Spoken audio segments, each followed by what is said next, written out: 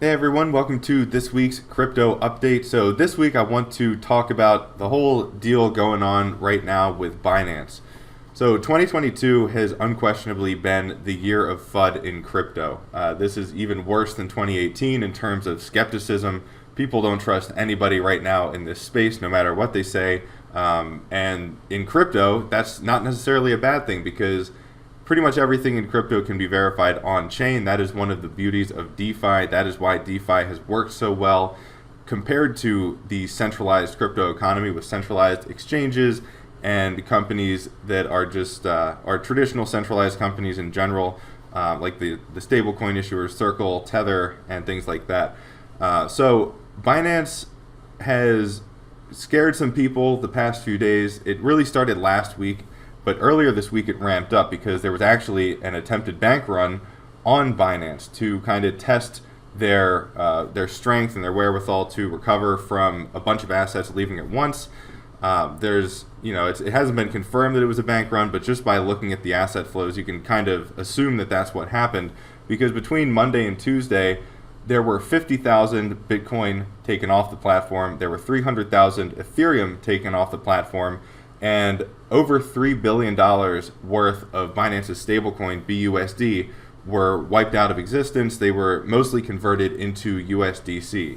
So this was a pretty big hit, and to most exchanges, this probably would have done a lot of damage. But Binance, has proven that they are really strong. They're actually a really solid exchange in terms of their holdings. And after FTX, Binance and a bunch of other centralized exchanges disclosed what are called proof of reserves, which is they basically said, here are our cold wallet addresses where you can go and see where we are holding customer funds. We're not like FTX. We're not doing, we're not just basically taking customer funds and doing whatever we want with them. They are sitting in addresses. This was a good first step. It doesn't really disclose any of their other assets or liabilities, but it does show at least at the very minimum that they are holding customer funds in a secure place. So Binance did this, and it showed this is actually partially what caused the FUD. They showed that their two main crypto holdings in their reserves are BNB, which is the coin that they create and control, and BUSD, which is again their stable coin. It's not created by them. We'll get to that in just a minute. But that kind of scared people because this accounts for about half of their overall holdings, and almost 30% of it was in BNB, which is obviously a very volatile altcoin that can go down. It already has gone down a lot from the top, but it can go down a lot more. That's what happened with FTX, with their FTT token. It was way more than like 30% of their holdings, though.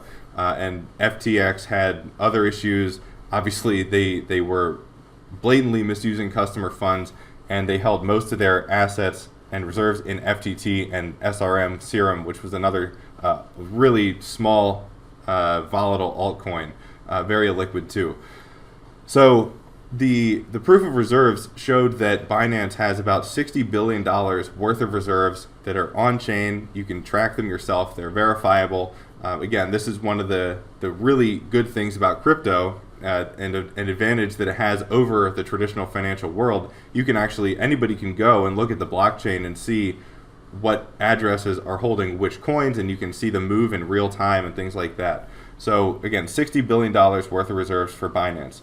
And the amount that was taken off the exchange in Bitcoin and Ethereum, and the amount of BUSD that was wiped out was about $5 billion.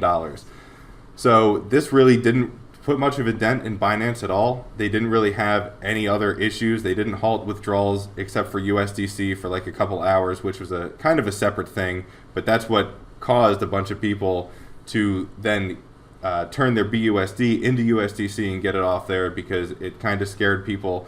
So that turned out to be a really temporary thing, though. But yeah, it really didn't make too much of a difference in Binance's operations. And BUSD is a lot safer, in my opinion, than BNB. Obviously, BNB isn't pegged to anything. It's totally based on supply and demand. And if Binance is holding a bunch of that as their top reserve, it's, again, not a good look. But BUSD is a stablecoin issued by a different company called Paxos. And Paxos is actually regulated in New York State, which is one of the probably harshest regulatory environments in the world, and definitely the harshest state in the U.S. So Paxos is held to really high standards. They're not a publicly traded company, but this is, I don't have any reason to believe that they're doing anything malicious either. So the big question that we're left with then is Binance borrowing against their reserves? That's what ended FTX. They were borrowing against reserves, and also they didn't really have the reserves there, and the reserves were in that they did have there were in very illiquid tokens like FTT and SRM. Binance doesn't have the same kind of situation at all. We don't know if they are borrowing against their reserves. Their CEO, CZ, said that they are not. But then again, who are you going to trust in crypto these days? It's definitely better to verify on chain or with audited financial statements or something like that than to just trust word of mouth from anybody at this point in crypto. So, we don't know if they are borrowing against them for sure, but they would have to, have a ton of debt to bring down a company with $60 billion in reserves. I don't think there's really any chance of that happening. And I think overall this is just another case of unwarranted FUD in crypto. There have been plenty of these throughout the years, and Binance, this isn't their first time with kind of a FUD campaign that we've been seeing. And after FTX, basically Binance and CZ brought down FTX by dumping the FTT token, which was very illiquid and obviously very easy to push the price down on that. That totally wiped out FTX, so it's understandable that some crypto whales out there, big investors in FTX, possibly would want to organize a bank run against Binance and try to spread FUD about them. So that is the most likely kind of source of this FUD, and I don't think there's really much to it. So overall, I think Binance is safe. I don't think there's any reason to worry about this. And the silver lining here is that Binance, it's good for any centralized entity in crypto to get a stress test once in a while.